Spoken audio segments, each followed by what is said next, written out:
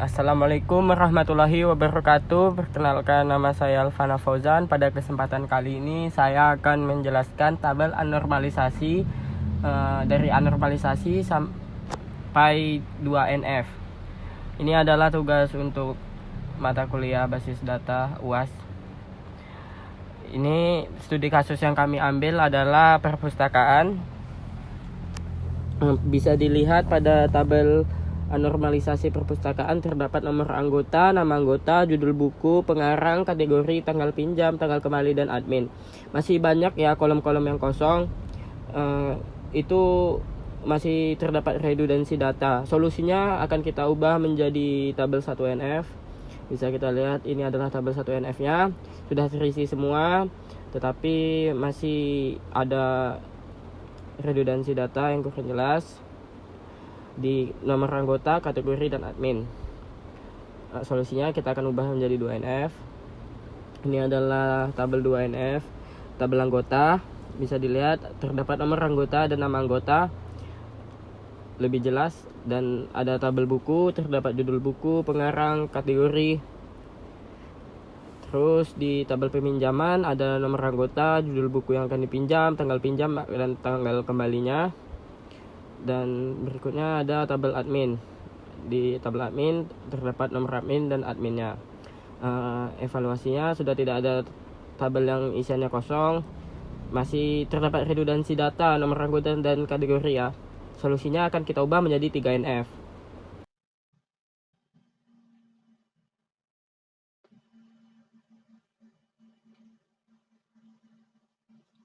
Assalamualaikum warahmatullahi wabarakatuh. Perkenalkan, nama saya Josi Mutiarani Putri dengan NIM 2304020076. Di sini saya akan melanjutkan penjelasan tentang third normal form atau disebut juga dengan 3NF. Third normal form harus memenuhi bentuk 2NF baru bisa diubah menjadi 3NF. Dan semua atribut bukan kunci tidak memiliki dependensi transitif terhadap kunci primer.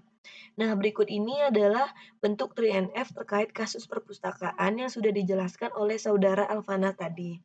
Di sini ada tabel anggota, yang fieldnya ada ID anggota sebagai primary key dan auto increment, agar data ID anggota bisa otomatis keisi, dan agar bisa menjadi penghubung antara satu tabel dengan tabel yang lainnya.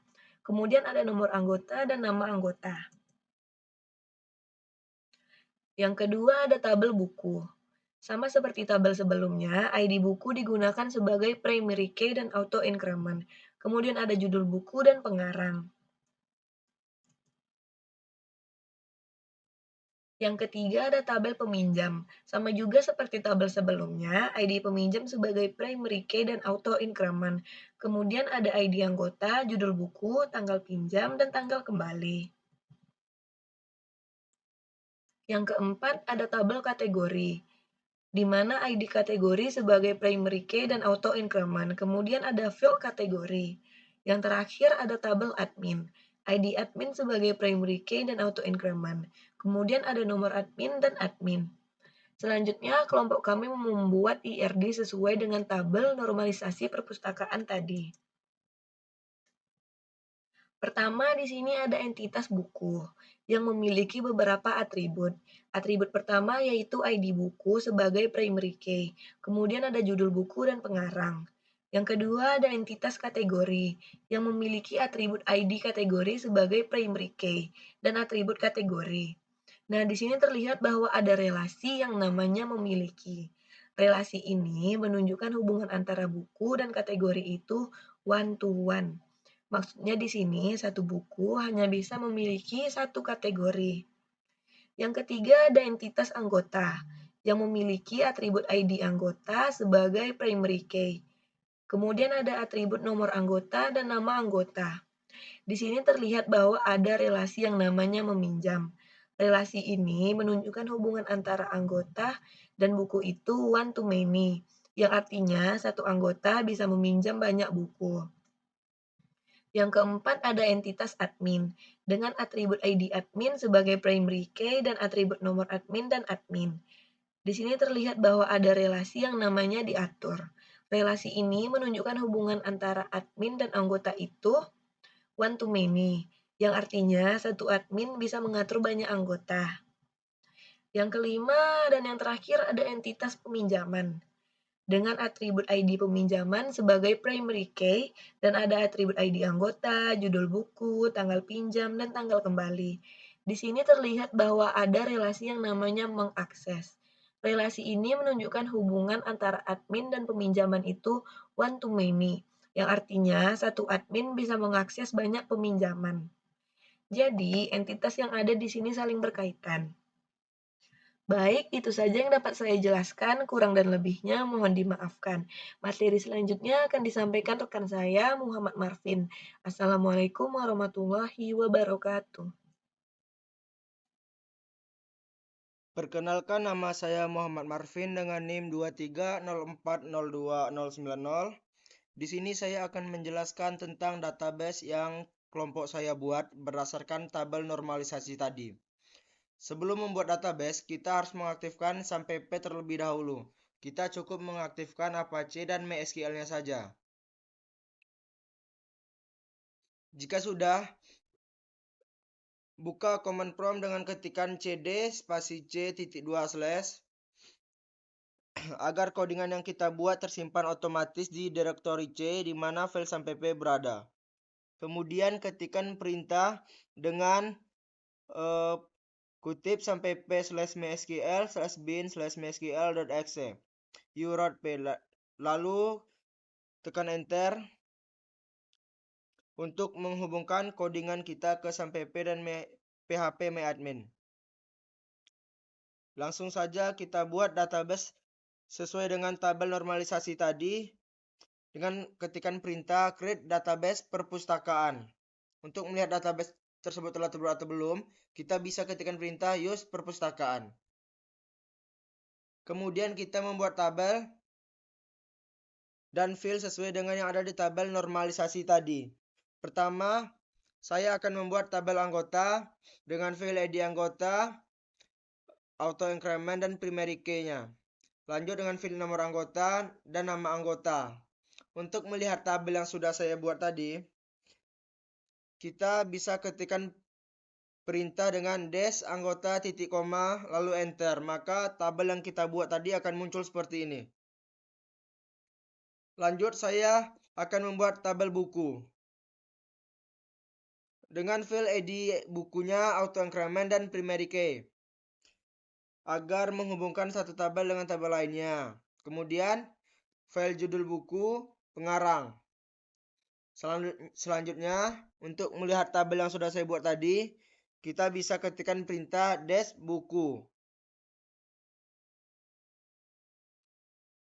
Lanjut, saya akan membuat tabel kategori dengan field ID kategorinya auto increment dan primary key. Gunanya auto increment dan primary key ini adalah agar menghubungkan satu tabel dengan tabel lainnya. Kemudian di sini ada file kategori. Untuk melihat tabel yang sudah kita buat tadi, kita bisa ketikkan perintah dash. Dash lalu sesuai dengan nama tabel yang kita buat tadi, maka tabelnya akan tampil di sini.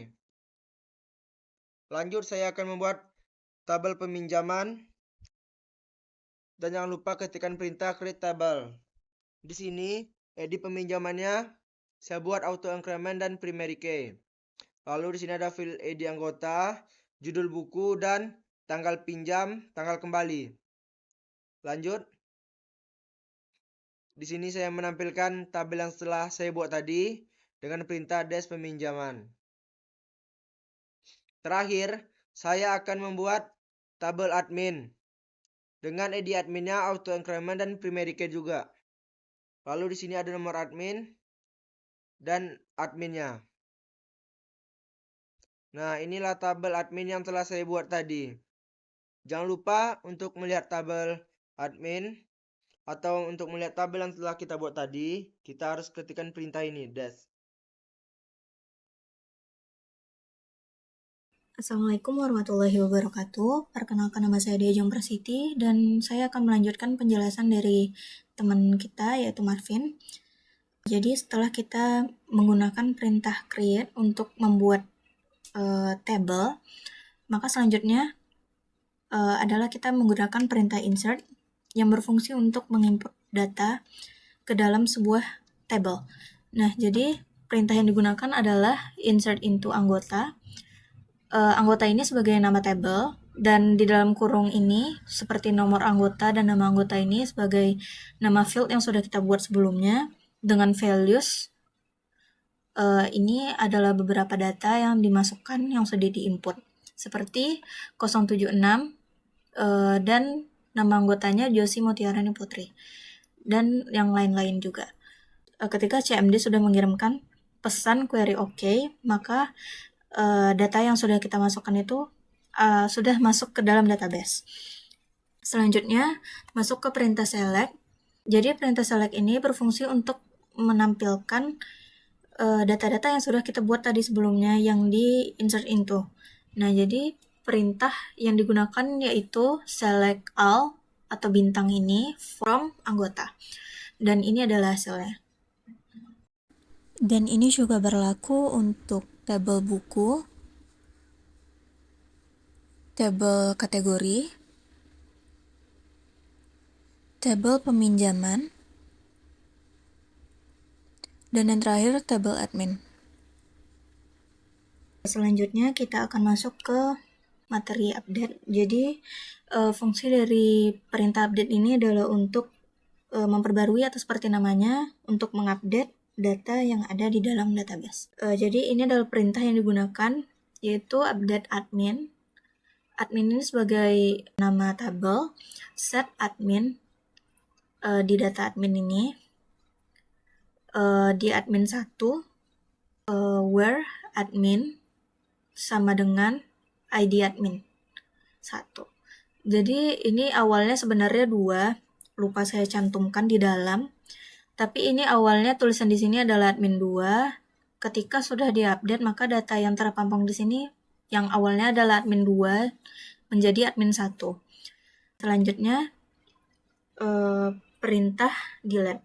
Nah, jadi seperti namanya, perintah delete ini fungsinya untuk menghapus data. Saya contohkan untuk di tabel buku.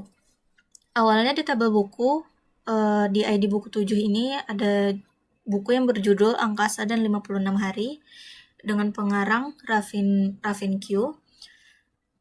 Jadi dengan menggunakan perintah delete from buku, where buku, ID buku 7 dengan ID buku bernomor 7, maka di sini ketika kita menggunakan perintah select lagi untuk merefresh, maka yang awalnya di sini ada nomor 7, di bawahnya udah nggak ada lagi karena udah kita hapus menggunakan perintah delete. Selanjutnya kita masuk ke materi inner join.